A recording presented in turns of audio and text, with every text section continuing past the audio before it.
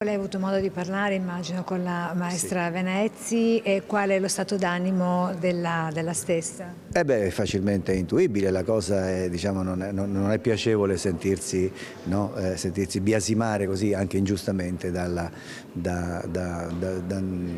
social, da tutta questa attenzione che va al di là di quello che è giusto e corretto. Clima sempre più teso tra le mura della Fenice, il peso delle contestazioni sembra ora farsi sentire proprio sulla diretta interessata. La direttrice d'orchestra Beatrice Venezzi ha accolto con amarezza e scoraggiamento le critiche che dentro e fuori dal teatro stanno accompagnando la sua nomina a direttrice musicale. Così dal racconto del sovrintendente Nicola Colabianchi. A blindare la nomina interviene anche il capogruppo di Fratelli d'Italia in regione, Enoch Soranzo.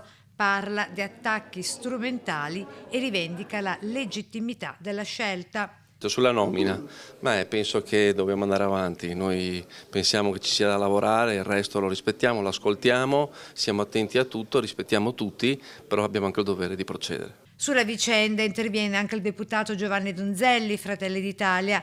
Per meriti, per capacità, è stata una scelta in un ruolo importante a Venezia, aggiunge.